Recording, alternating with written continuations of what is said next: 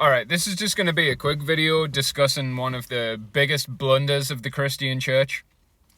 And the funny thing is that Christians hate it when you call them stupid, even though the Bible calls them stupid, the prophets called them stupid, Yeshua and all the apostles called them stupid. They still don't like it when you call them stupid, but then,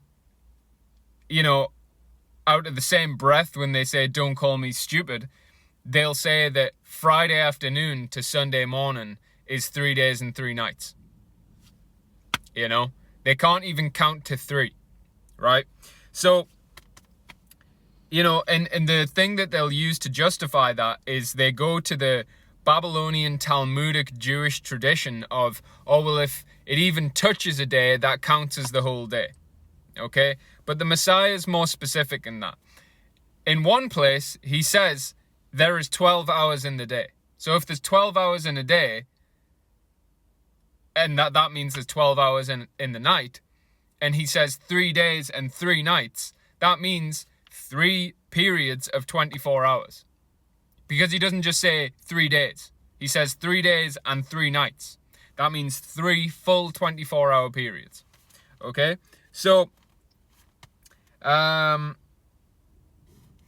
Matthew 12, verse 39.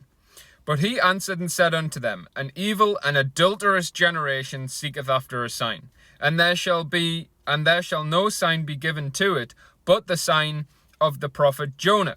For as Jonah was 3 days and 3 nights in the whale's belly, so shall the Son of Man be 3 days and 3 nights in the heart of the earth. So that means 3 days and 3 nights. Okay? Now, it doesn't matter which way you cut it.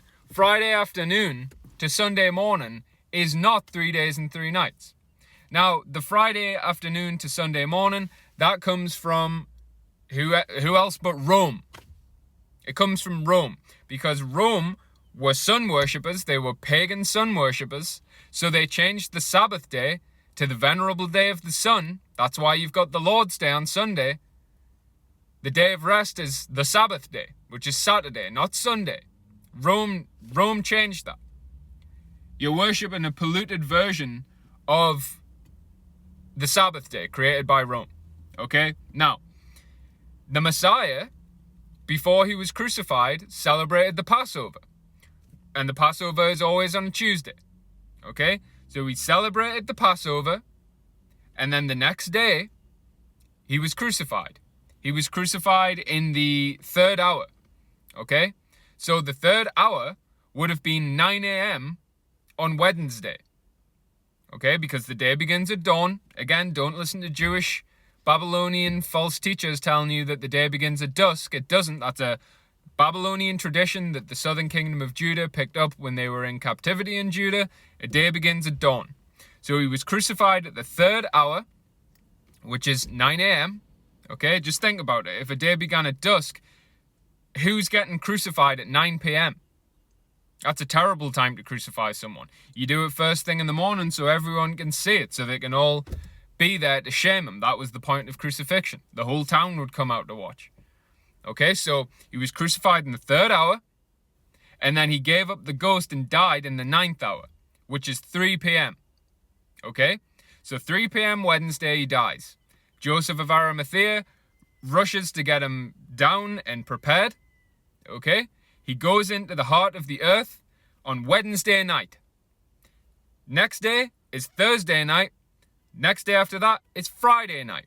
So it's Wednesday night, Thursday night, Friday night. There's your 3 nights. Okay? Obviously, he goes into the heart of the earth on Wednesday night, so the next day would be Thursday, Friday, Saturday. There's your 3 days. So really, it goes 3 nights and 3 days. Like that's it. It's Wednesday night, Thursday night, Friday night, Saturday. And he rose on the Sabbath day. Okay? And you can see that in Matthew 28:1.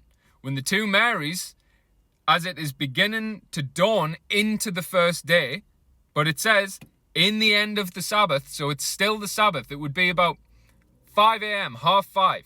So the sky's getting light, but the sun hasn't risen. It hasn't hit 6 a.m. to start the the first day of the week, which is Sunday.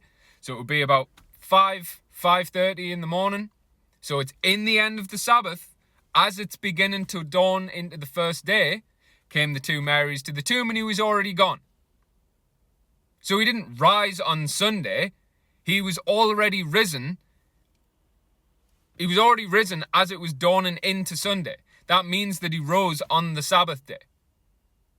So your 3 days and 3 nights is just one of the stupidest errors that you could ever make. Like, count to 3.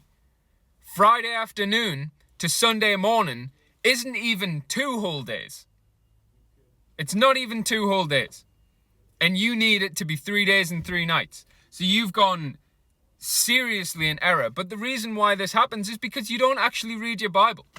You don't actually think about these things. You just hear what the pastor says, and Pastor Bob knows what he's talking about, so I don't have to worry about it. I'll just keep going to church. I'll chuck, a $5 or a $10 in the tithing basket, and then I'm all good. I'll have my bit chit chat at the end of church. I'll ask, that kid how his son's doing. Oh yeah, he's an atheist, and he's just into the world, and no surprise, because the people in the church aren't teaching him the Holy Covenant. But you don't care about that at church because you don't care about the truth, which is why you think Friday afternoon to Sunday morning is 3 days and 3 nights. It's just absurdly stupid. So there you go. Wednesday night, Thursday night, Friday night, Thursday, Friday, Saturday. 3 days and 3 nights.